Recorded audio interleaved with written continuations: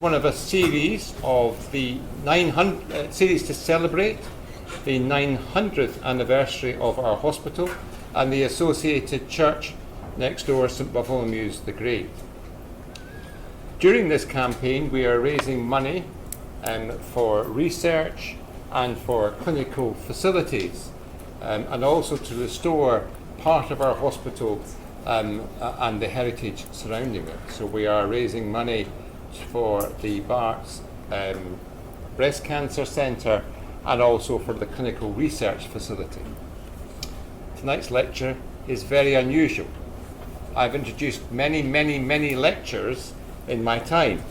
I have never introduced anything in any lecture about music and the heart. My wife would say that I don't understand music, so what on earth am I doing here? Nevertheless, it is a great pleasure to introduce Pier Lambiase and Elaine. Pier is Professor of Cardiology at University College London and a consultant cardiologist at St Bartholomew's Hospital. He is an expert in arrhythmia management and in particular on inherited cardiac diseases, inherited cardiac arrhythmias. Elaine is a musician, but also a computer scientist and an engineer, all of which doesn't add up to my brain at all. It gives me great pleasure to introduce Pier, first of all, who's going to introduce the subject to us before handing on to Elaine. Okay, thank you so much.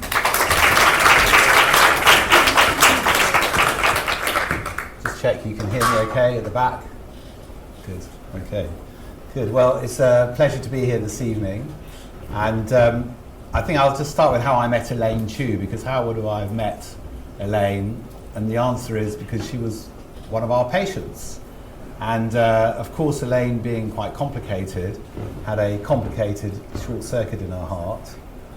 So we treated that.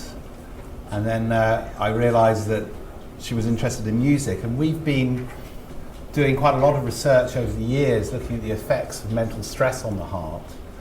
And you'll see a little bit later, we've used different techniques to do that. And a natural link for me was how music can influence the heart in its own way and maybe be used to help with treating stress or stress factors in the heart. So that was my initial introduction to the topic, as it were. And since Elaine is also an engineer and can code on a computer, it's opened up a whole avenue of research and potential collaboration. The challenge has been how we can get the collaboration to work, and here you can see some examples this evening, I hope, of how this overlap has developed. So let's just start with electrophysiology. To the uninitiated in electrophysiology, it's essentially the study of the electrics of the heart, and this is a very old picture from 1855. It was a physiology picture because in those days people realized that if you connected a battery to a frog's leg it would twitch, and then this physiologist connected the sciatic nerve of the frog's leg to the heart and it started twitching. So this was the first evidence that there is some form of electrical activity in the heart, but of course they had quite a crude way of demonstrating it. I'm going to just start with this physician. This physician is called Augustus Waller. He was a physiologist actually at the Royal Free Hospital, and he recorded the first ECG, electrical recording of the heart, in a human being. And the reason I put this up also is the fact that he is probably the most humble cardiologist you will ever meet, and there are no humble cardiologists. He's the only one. And the reason I'm saying that is because he made this quote when he discovered the ECG that he could record it in a human, but I do not imagine that electrocardiography, ECG recording, is likely to find any very extensive use in the hospital. We do ECGs every day on everybody. And it can at most be of rare and occasional use to afford a record of some rare abnormality of cardiac action. So that is the largest understatement I've ever seen in certainly in cardiology. Now, just to orientate you, for those of you that haven't seen an ECG or know what we're really referring to, as I said to you before, there is electrical activity in the heart, and you can record that electrical activity over the chest. and it generates a number of waves, and these are called, these arise from the different chambers of the heart. So here we have a little P wave, which comes from the top chamber of the heart, the right atrium, the QRS complex, which arises from the pumping chambers of the heart, and then the T wave, which is the electrical resetting of the heart. So these are different signals that are arising from the surface of the heart, which are then transmitted and collected in the ECG. And they're extremely important for us as cardiologists in diagnosing disease, diagnosing heart rhythm disorders. And they've been extremely useful for Elaine in some of the work that she's going to demonstrate to you. Now, we've got lots of fancy ways of recording electrical activity in the heart. So if you look on the left here, I'm not sure if the arrow is working, this is a balloon that's put inside the heart that can record electrical activity on wires inside the heart. We've done experiments in the past in patients undergoing cardiac surgery where we can put a sock on the surface of the heart and record the electrical activity there when the patient's on bypass. We've done very interesting mechanistic studies on the electrical activity of the heart during cardiac arrest under controlled conditions in the operating theatre.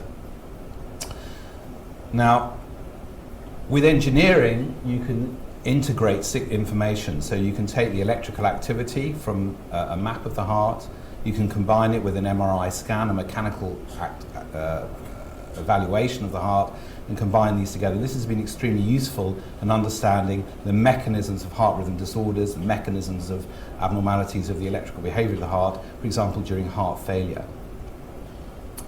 And over the past 5 years, the Barts charity funded a study that was very insightful for us in looking at patients with irregular heart rhythms, atrial fibrillation, and also dangerous heart rhythms from the ventricles called ventricular tachycardia using a jacket. So this is an ECGI jacket. This is a very expensive waistcoat. It has 256 electrodes, and it records over the whole of the chest.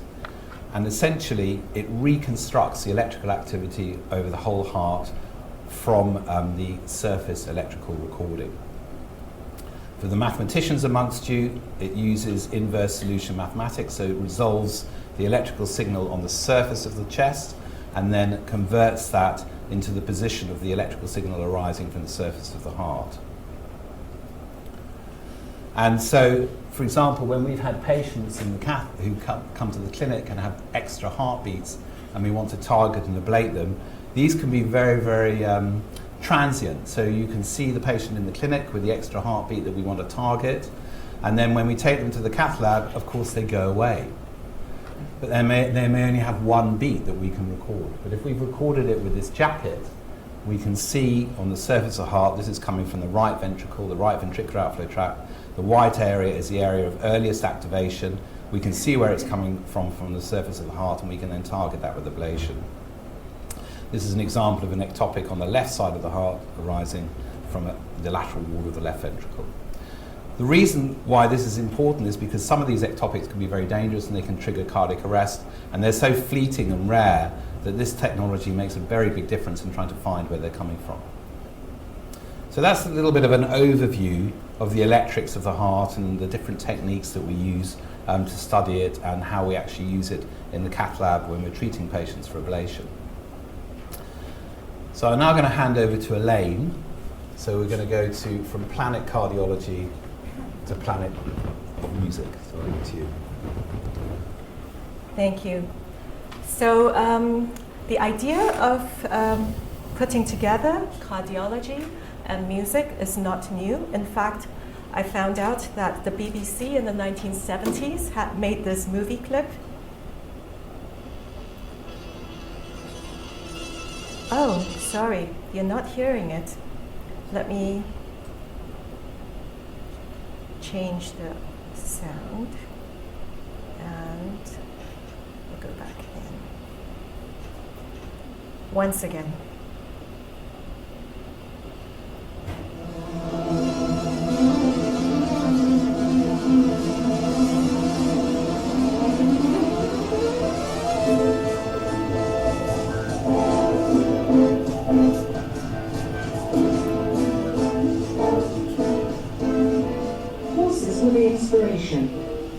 This electronic synthesizer was the means, and the problem was to teach encouraged medical students to recognise the characteristic beat, which is the telltale signature tune of this man's heart condition. It's all part of... I will let you find this movie clip and move on with the lecture. So this was a year-long collaboration back in the 1970s, but we were contacted by some of the BBC journalists because they were wondering what has happened to this collaboration between music and the heart since the 1970s. And so, we had to actually go back even further than the 1970s to look at the first instance of documented of how music was used to describe cardiac disorders. So here we have Lennox. He is the inventor of the stethoscope, and he was also a flutist.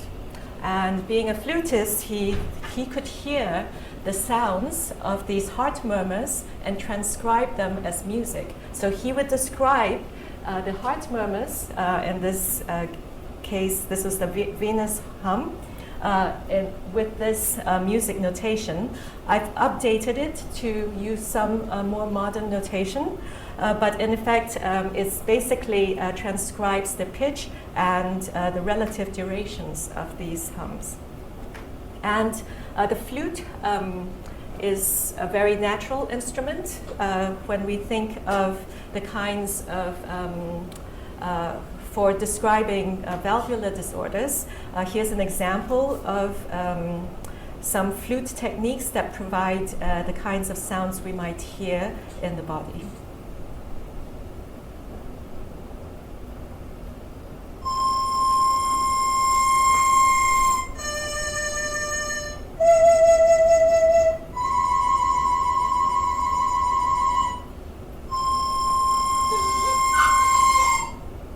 Okay, so that was not the only one. So we looked at the BBC, we looked at Lennox, and now, more recently, Michael Field, he's a nephrologist in Australia, transcribed a number of valvular disorders using music notation.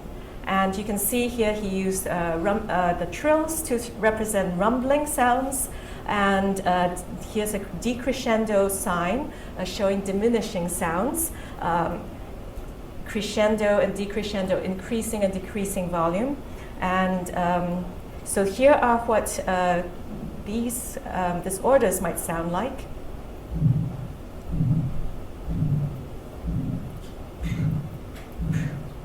Okay, so you get the idea. Here's the other one.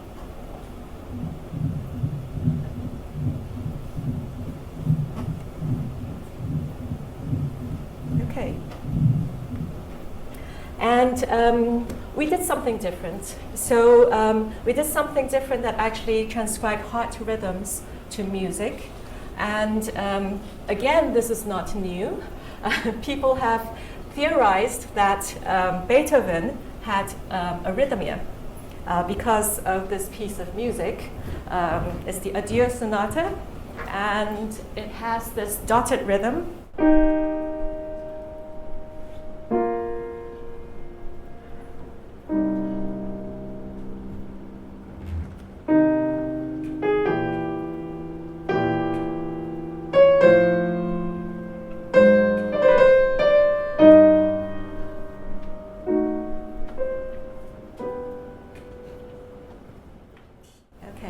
So the dotted rhythm was thought to be like ventricular ectopics, where there's a pause after an early beat, and so it goes da-da-pum, and it has that dotted feel. This is not, it's hard to verify this since we don't have evidence that we can check against. And it's really, when people have asked me if this is likely that Beethoven had arrhythmia, I have not been able to say with certainty that that's the case, because these kinds of rhythms occur in all over music. So we can't say that all composers who wrote dotted rhythms had arrhythmias. But this is a very nice example of another Beethoven piece that's well known. So if you see these triplets, 3 ectopics, 3 ventricular beats in a row, it sounds, the first thing I think of as a musician is, and then again, whoops, so twice in a row. So maybe Beethoven had arrhythmia, but not because of the previous piece. Okay, so here we have another example of why arrhythmias are like music. This is an example of early ventricular beats. If you're a musician, you transcribe it as the notation below.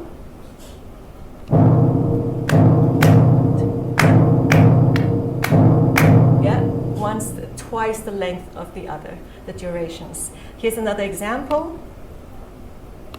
Oh.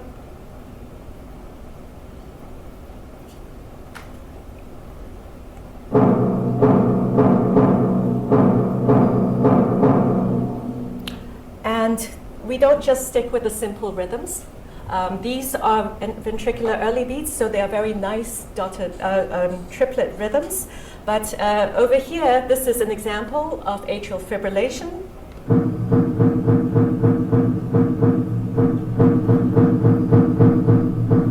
And the notation is shown above. It's more like modern music, where the meter keeps changing, and we can turn it into music like this.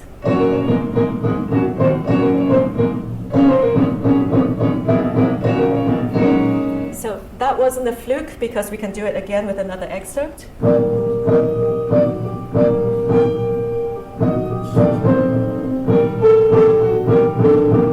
And now we have some tango.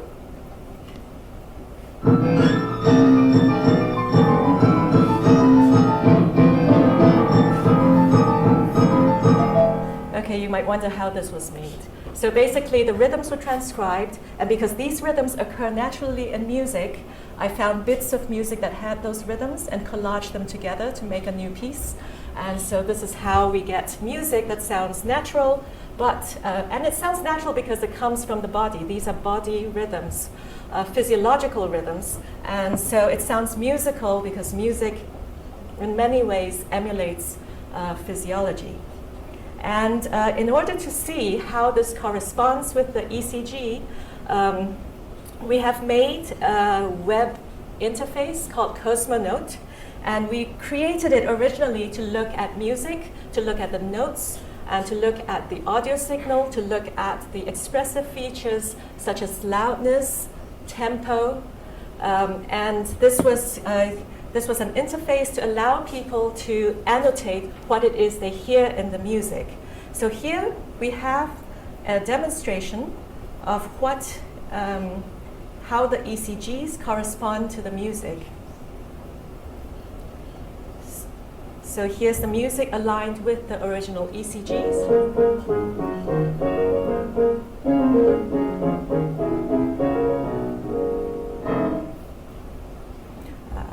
We can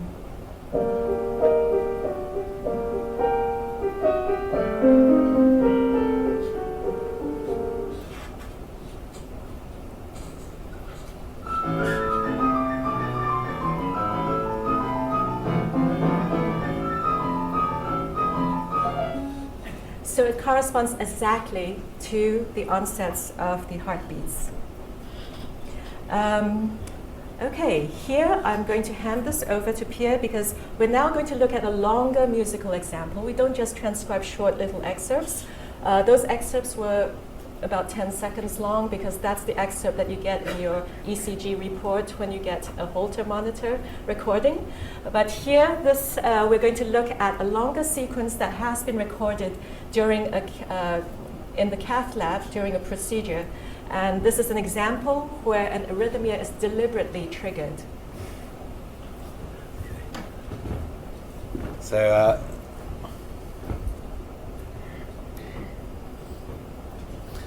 So this is just an example of the type of thing we do in the EP lab, where we're recording the ECG on the surface of the chest, and you can see, actually if I put the pointer on, You can see there are these little spikes in front of the QRS complexes. And this is because we put a wire inside the heart and we're generating an electrical signal to stimulate the heart. So this is called a VT stimulation study, where what we're doing is bringing in an extra, got a steady state pacing here at a fixed heart rate, and then we're bringing in an extra beat. And then just as we bring in an extra beat about here, then we then trigger a fast ventricular rhythm, which in this case would be polymorphic ventricular tachycardia. So fast rhythm from the bottom chamber of the heart, polymorphic meaning it's changing in shape. So if it was monomorphic, all of the beats would look the same, but this is changing in shape, so we call it polymorphic ventricular tachycardia. So this is during an experiment, which I'll explain a bit later, when we asked the patient to record an argument with their boss at work, which made them very anxious and angry, and then this is during the VT stimulation study. And Elaine is going to convert this to a piece of music, I think. Yes. So here we go. This is a recording from, I think, one of Pier's procedures, and the data was kindly provided by Michele Orini. And here we have the sequence that was recorded, and I asked for a bit where the patient goes into tachycardia and then out of tachycardia. And this is what the signal the rhythm was.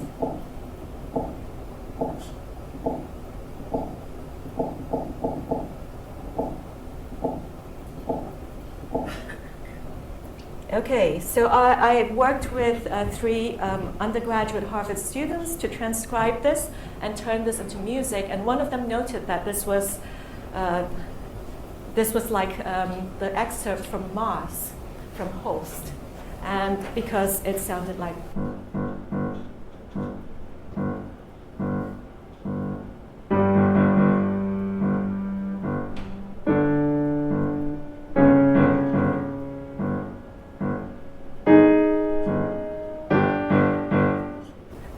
The excerpt, the part where it goes into tachycardia, is over here.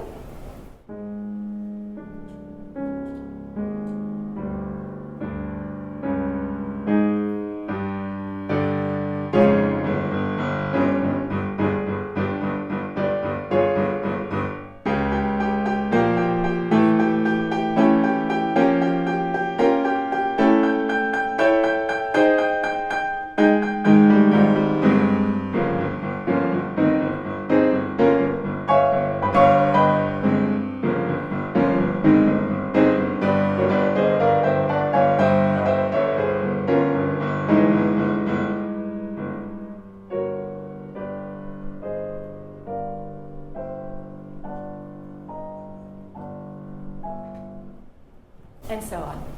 Okay, so that was an episode of ventricular tachycardia. So I'm not going to play you this video. So this is going into the tachycardia, which you just heard. And now the reason that arrhythmias transcribe so nicely into music, there's a reason for this, and it's slightly mathematical. If we look at these intervals, the reason we can transcribe it into music is because they are proportional intervals. So if we look at interval A and interval B, and we divide interval A by interval B, that would actually be 2 to 1, so that would be 2. And this is why we can write it as a 3-beat rhythm with a 2-beat note and then a 1-beat note. And if we keep doing these interval ratios and start plotting the distribution of these intervals, we'll see that many of them form very nice ratios, like over there there's 1, that's 1.5, there's 2, there's 2.5, there are these peaks at these nice, beautiful ratios. Here's another example. Previously, that was AF, and this one is ventricular ectopics. So now we move on to guessing the arrhythmia. How many of you here are related to cardiology? Okay, a few. All right, this is a game for you, and I'm going to play you some music, and you're going to have to guess what that arrhythmia is, okay? So there are 2 chances, because there are 2 different arrhythmias that I will play.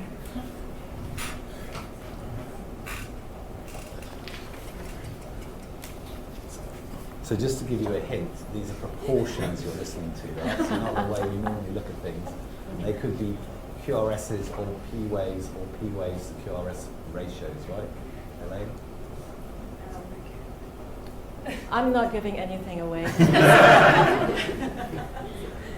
be honest with you, even when I knew that, it didn't help me very much. Here we go. The first one.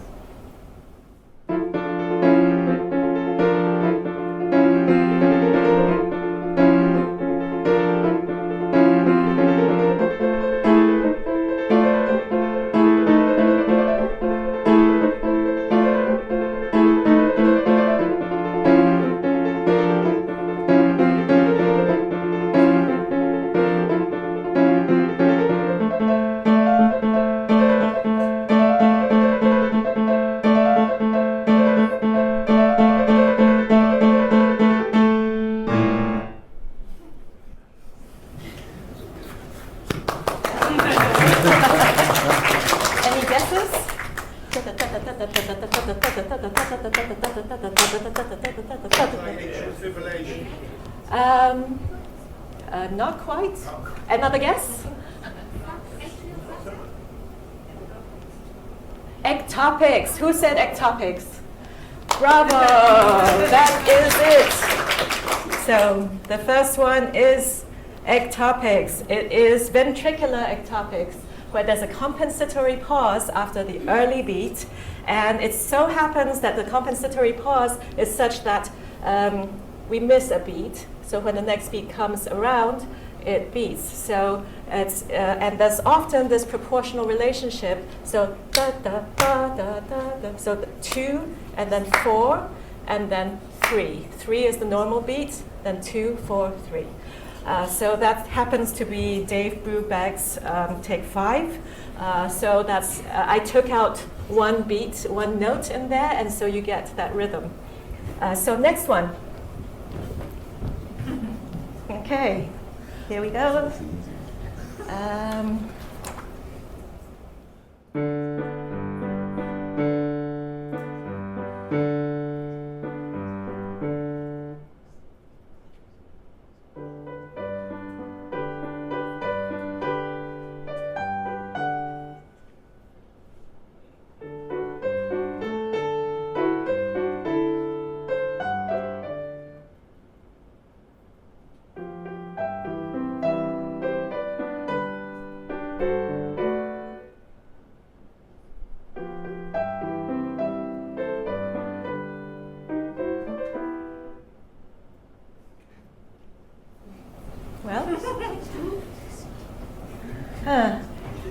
Any guesses? Heart block. It is a kind of heart block. That's close. Winky Bach. Who's perfect? Bravo. That is the Winky Bach. So yeah, it is the Winky Bach. My daughter, who's up there, does not like this piece because it doesn't finish. So she finds every phrase not finishing very uncomfortable. So at this point, I am going to hand the presentation over to Courtney Reed. Some of you have seen her in this on the side where she's presenting Tachy-Tiles, tactile experiences of arrhythmias.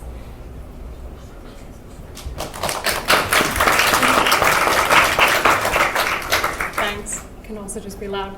Yeah, thank you to everybody who's already come and tried them out. I'm over here in the corner presenting Tachy-Tiles. Yes, you're not doing real research if you can't make a pun out of it.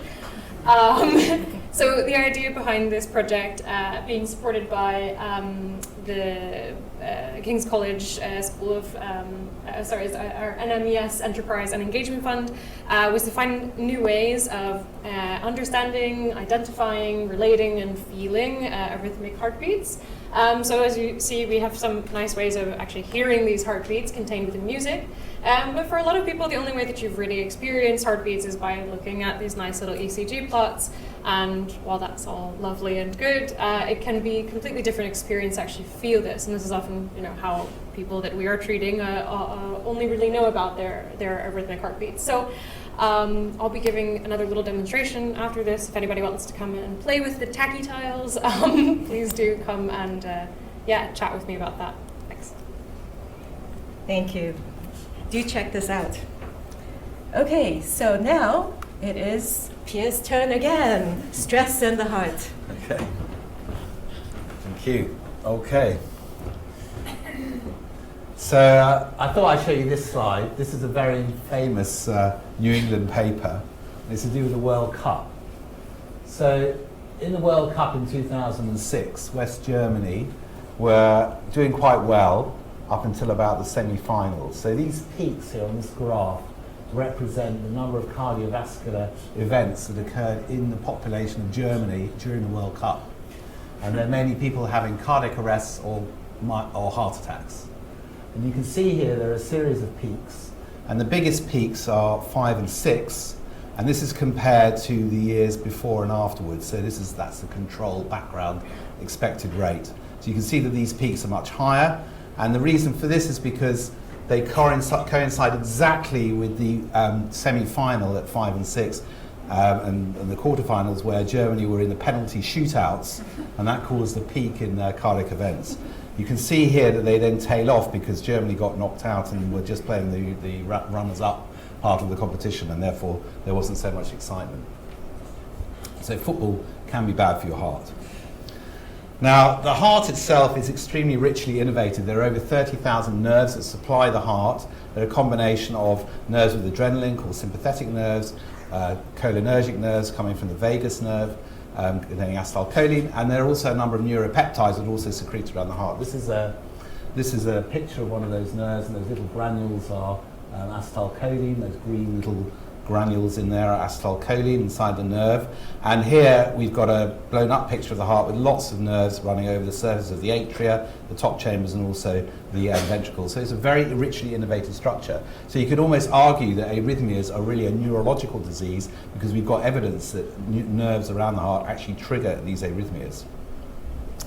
Now, the heart itself is connected through these 30,000 nerves through the autonomic tracts to the brain, and actually there are a number of pathways that run into the brain stem, the medulla, and also to the thalamus and to the higher brain centers, particularly in the limbic system, which is what we call the reptilian brain, the part of the brain that controls a lot of our emotions. So there's a direct relationship, and you can actually record using EEG activity in these areas during conditions of stress. And even if you increase the heart rate independently, you can record increased activity in these areas, suggesting that actually information is coming from the heart to the brain to indicate a stressed state. Now, in fact, the right hemisphere of the brain supplies the right side of the heart, the left hemisphere of the brain supplies the left side of the heart, and these centers in the limbic system are related to our emotions. So anxiety, anger, happiness can be tracked through these pathways to the heart directly.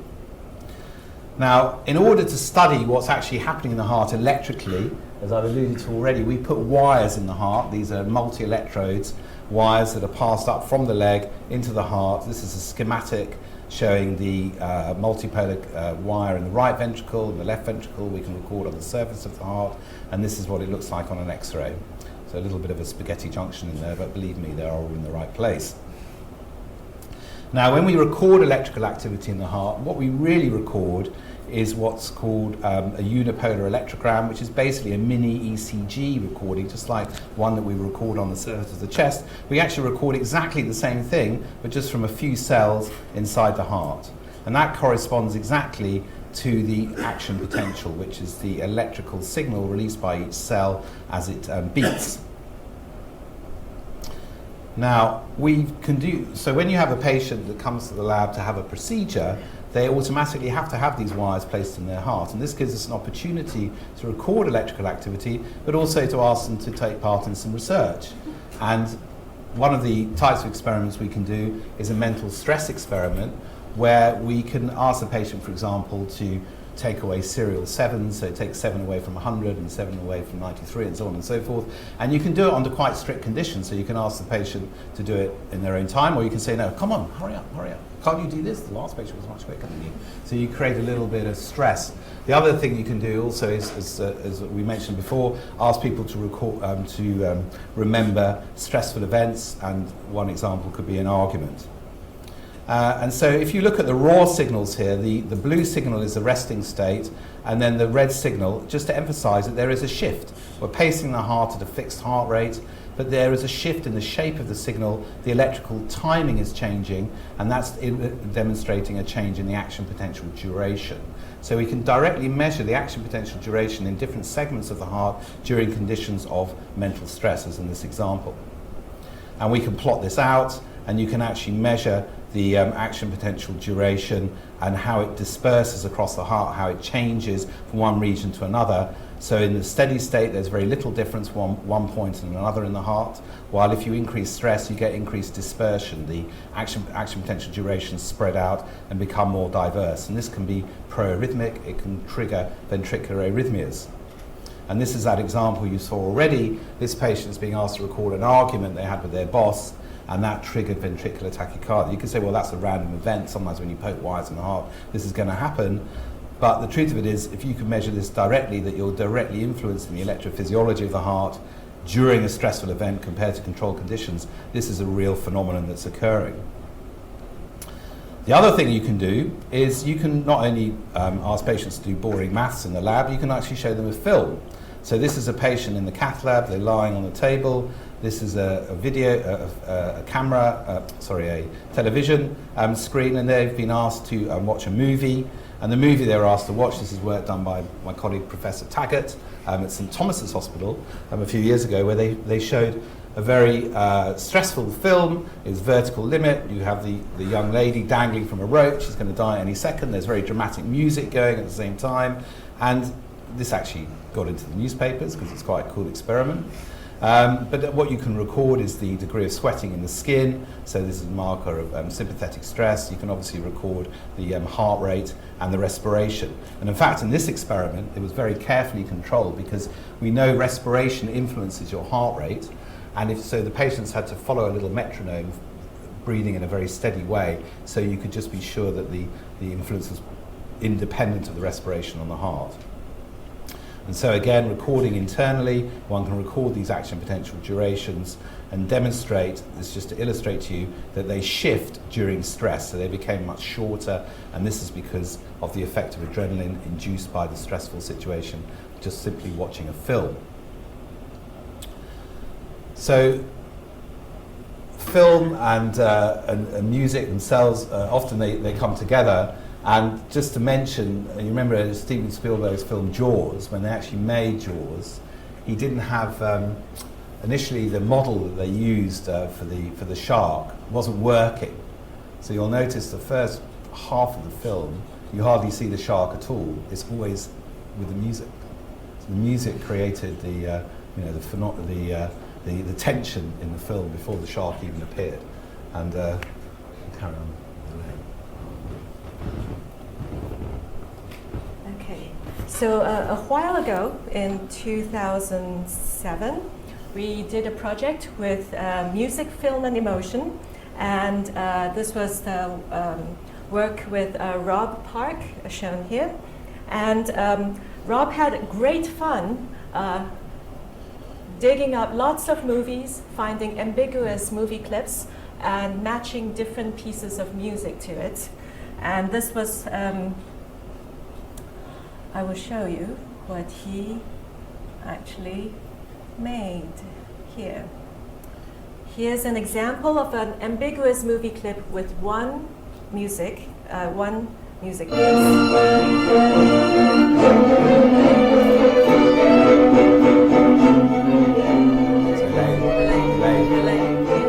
Oh, I see. Thank you. I will move it to the other screen. So here we go again.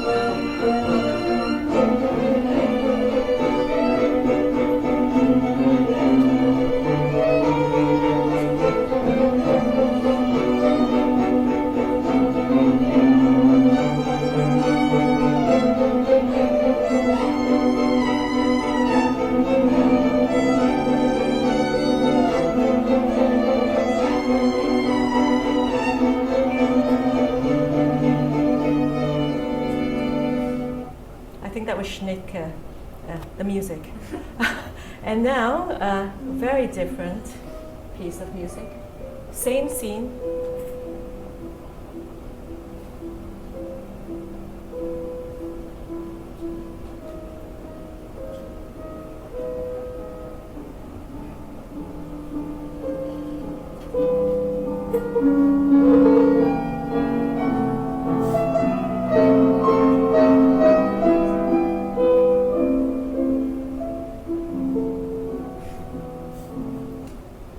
Okay, so you see the difference that the music makes.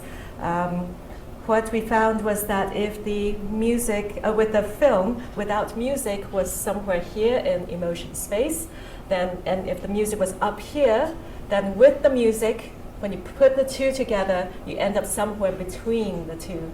So the music actually pulls the emotions somewhere where the music is.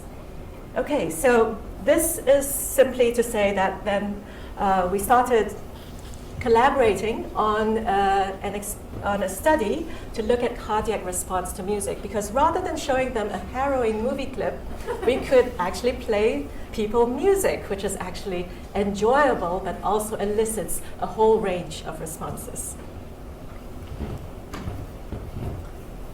Okay, so this is really where probably Elaine and I started to collaborate, because all the experiments I've shown you before we were doing in the cath lab with as you've seen, with the mental stress and so on. And the question I had for Elaine really was, music we know evokes an emotional response. We all have pieces of music that, for example, make the hair on the back of your neck stand up. For one of my colleagues it might be Metallica, for another colleague it might be Beethoven, but there are certain pieces that elicit an emotional response.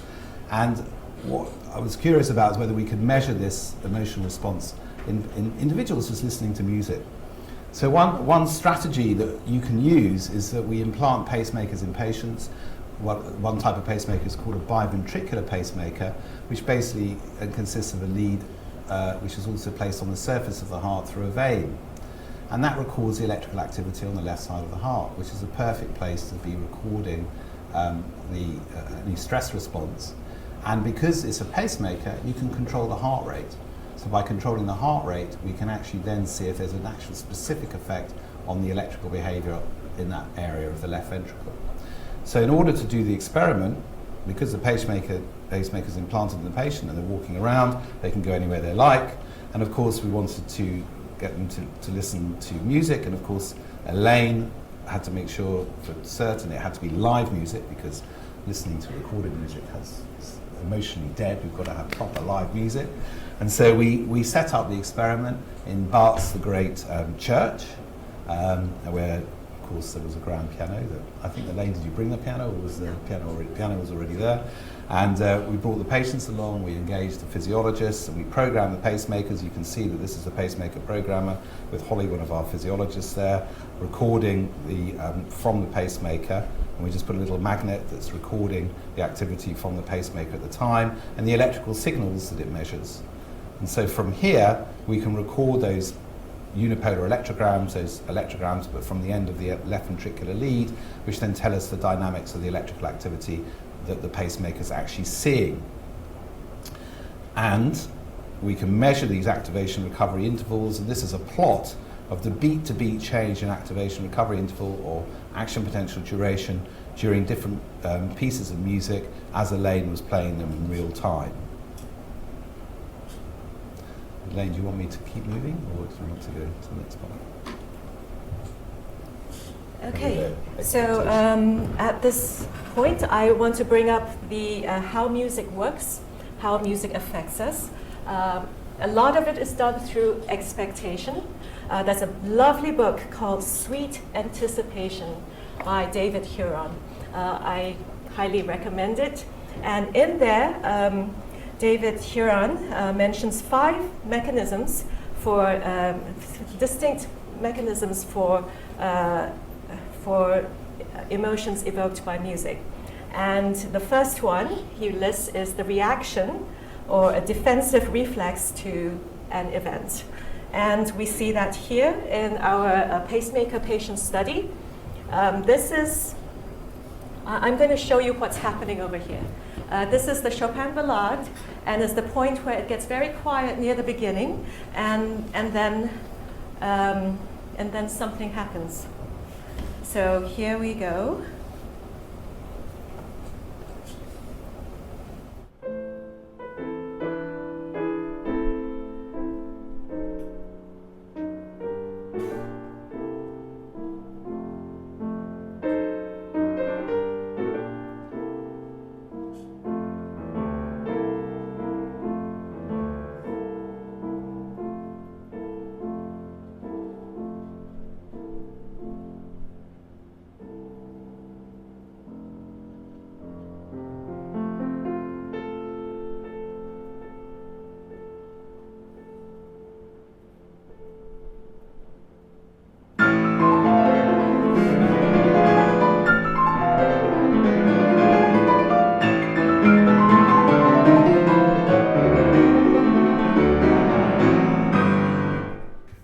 Okay, so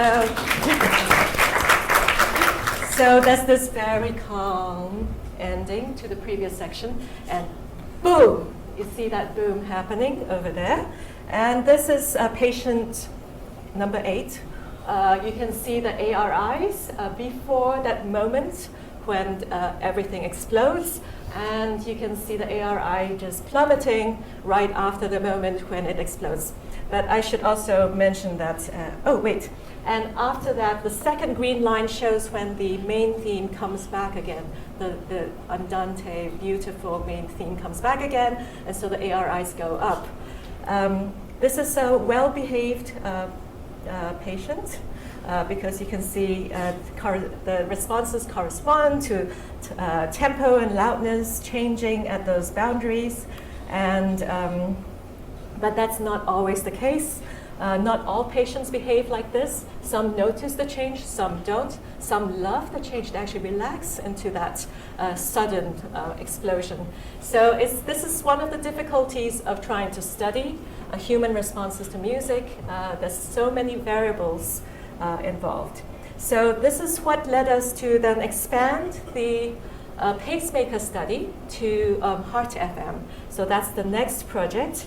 With HeartFM, the idea was that it's very hard to scale up pacemaker patient studies. So we wanted to be able to measure the responses of people through a mobile app, to be able to track their physiological, in particular the cardiac responses to music, and to be able to gather that data efficiently through both a mobile app, and we'll be showing you the desktop visualization companion to this mobile app, so that you'll be able to see the data being collected as it's happening. This was work by the software engineer for the app was Charles Picasso. And in the desktop visualization, you'll be able to see heart rate variability, respiration, which is these gray bumps, the ECG itself, and when it's possible to pull MIDI notes from the piano, you also get the MIDI from the piano over here. And over here you see the gray line, the shades going down, that's the pedal. So that's me pushing the pedal in order to get sustained sounds. So this is what you will be seeing shortly. But before we go there, I'd like to tell you about our study with this HeartFM app. And actually, I won't tell you about it. Whoops, gosh. I'm going to ask Vanessa to step up and just say a few words about this, because Vanessa is coordinating this study. Hello, thank you so much for coming to hear about our work this evening. Yeah, so the HeartFM study, we're almost finished. You'll probably know too much by the end of this to be our final participants, but we will be, that link there will, you send your friends, send your loved ones. What we're doing is, well, you'll see more of that later, but we're recording people's physiological response and playing them lots of different pieces of classical music that we've manipulated to kind of get at some expressive features as well. And we're asking them questions about their experience of the music. And we've got already 82 participants, so we've got lots and lots of data on real live classical music, so we're very excited about that. And yeah, it's final 10 participants, so it's a really in-demand elite slots. Yeah, thank you. Is there anything else that you'd like to add? No, I think that's Okay. Thank you. Okay. So just to give you an idea of what you're about to see, we had a demonstration recently at the Science Gallery London, where Dennis Noble was our principal listener. We had a trio playing for Dennis. This was the Schubert trio, Opus 100, the Andante con moto. You'll recognize it right away. We recorded all the players and Dennis's physiological signals while listening to the music. You see here, this is the start of the music. That's the respiration. The green part, that's the audio signal. And the less jagged, less variable signal over here, that is the heart rate variability. And at this point, you can see Dennis's breathing is quite regular here and actually follows the music. And at the point where the music stops, there's clapping, and Dennis is asked to speak. So the breathing actually changes markedly at that point. We're going to actually zoom into this part of the signals. And over here, we have Dennis's signals and the breathing.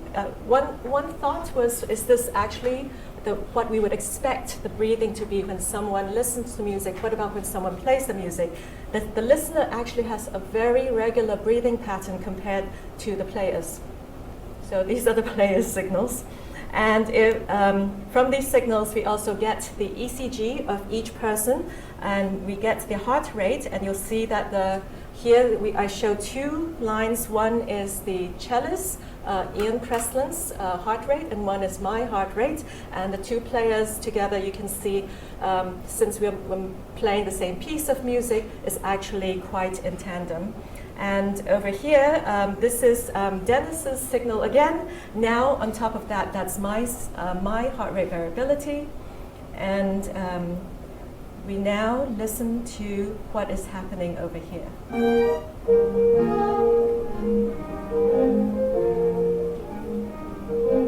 So at the orange line, the piano comes in with arpeggios.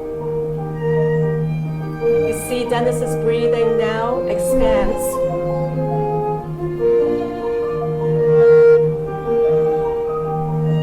And the heart rate variability shows that he's relaxing.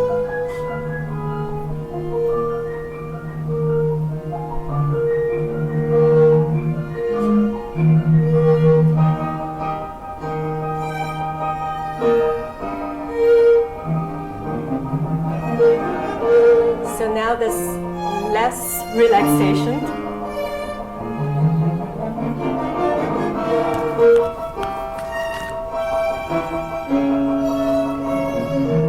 And coming up, there'll be a transition where the breathing patterns change again.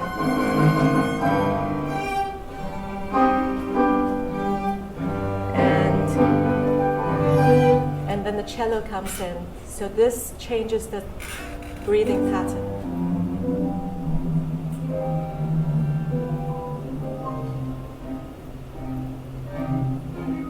Okay.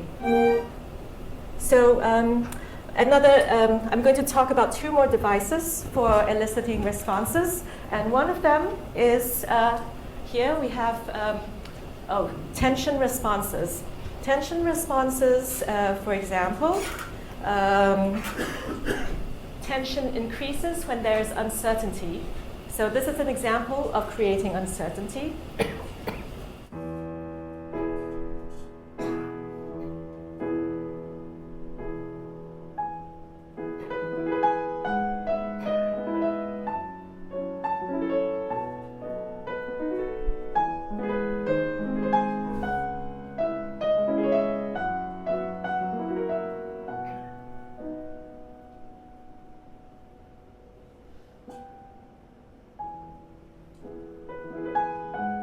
So I took time there, and you know it's not finished, so you're expecting it to continue. And prediction responses, a reward when an accurate prediction occurs. So for example,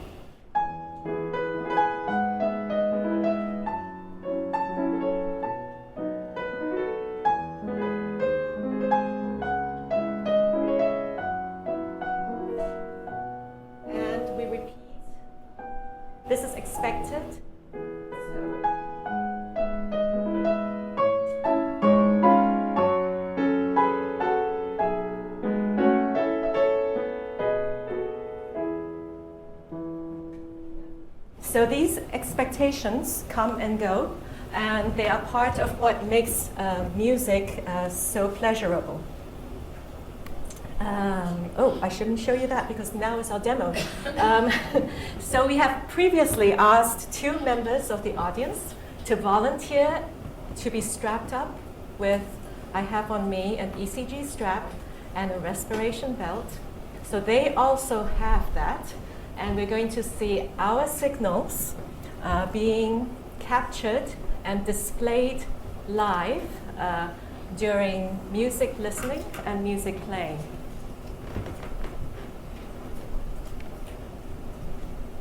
We're going to have a couple of minutes setting up the equipment. So, should I unplug this really quickly while I'm setting yeah, up? so we are going to switch the visuals from my laptop over here to the other laptop. So give us a minute or two. Yes.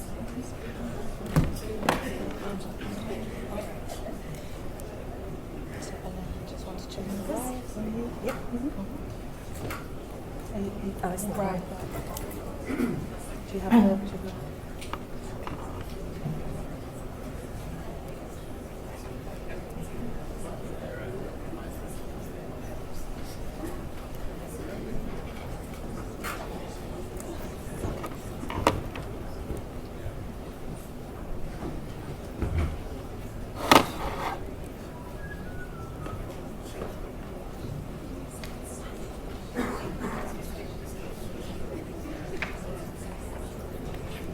I can play you the rest of the piece. Please, if you could do interval music for us.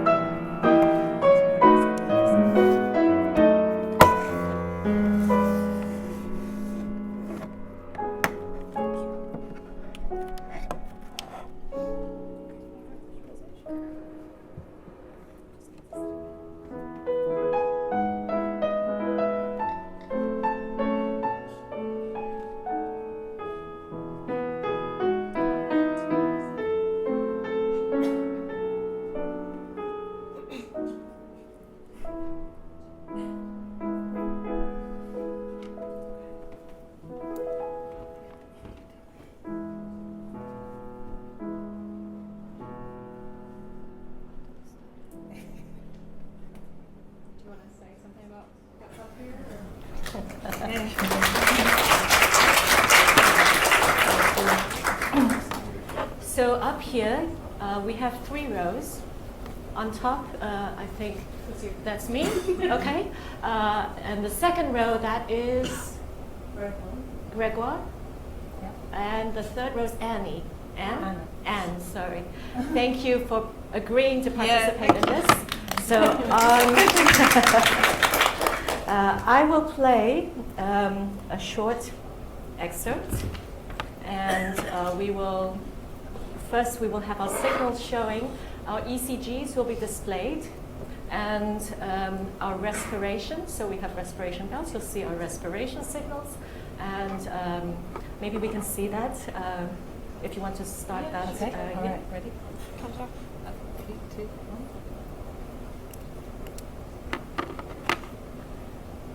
Okay, great. So we have 3 ECG signals, 3 RR interval sequences. RR intervals is the interval between heartbeats, and we also have a respiration. So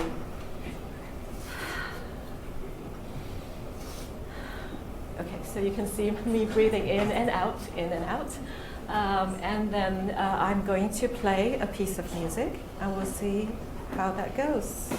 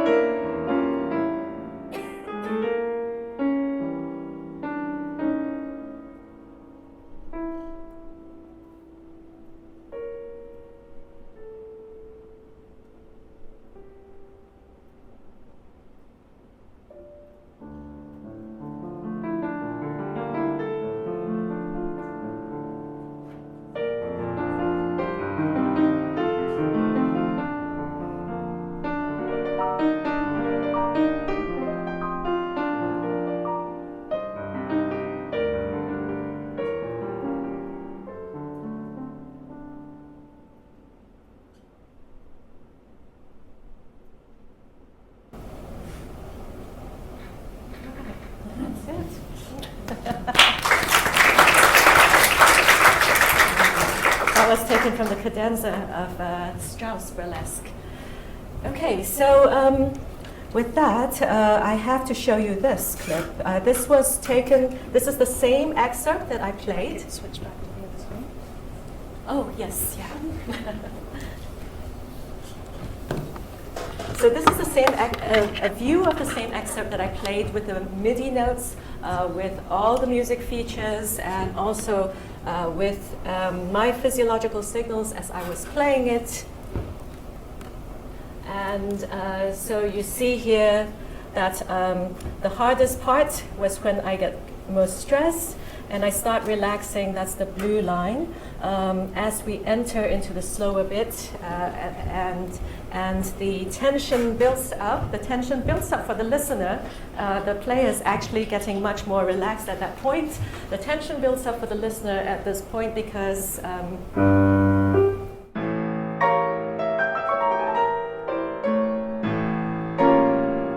this is not finished.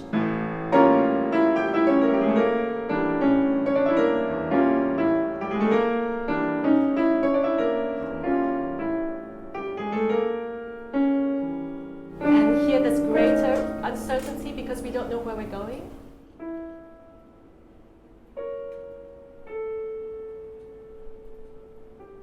And I can wait for a very long time here because I know you're waiting for what's coming.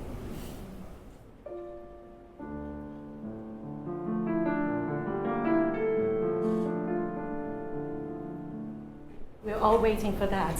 And so this is how we play with expectation, create tension, and and then resolve it so that then we enter this part where the heart rate variability goes up. Okay, so we are now at the end of the formal presentation. First, I need to acknowledge all the people who participated in the cardiac response to live music, the original study, the pacemaker study. With us here today are Courtney Reed and Vanessa Pope, who were part of that original team. And here are some of the other people who have participated in creating many of the technologies and analyses that you have seen today. And this is more people who have also participated in this. Depending on, I have brought a little present for Barts900, and it was, it's a 10-minute present. So I don't know if I have time to do that. Yes? Yes? Okay, all right. So this is for Barts900. It's happy birthday. Happy birthday looks like this. Happy birthday to you. And then if you transpose it, happy birthday to you. Yeah? If you invert it, happy birthday to you. And if you do it in stretto, meaning you layer it like a cake, you have da da da da dee da da da dee da da da dee da da da. Okay, so you have stretto, and we have inversion in stretto, and we have augmentation, diminution, and we also stretto these. So this is happy birthday variations, composed by Ivan Tcherepnin, who's no longer with us, but he wrote this in 1975, probably for one of his composition teachers. So it's meant to impress.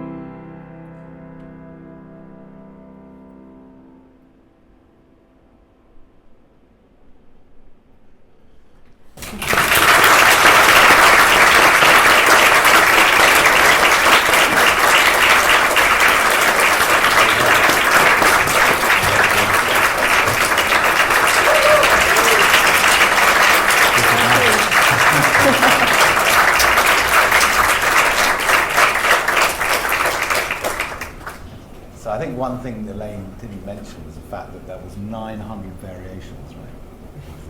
Possibly. No one's ever counted. So that's a task for maybe one of my graduate students. Thank you very much indeed. We have very much enjoyed this evening.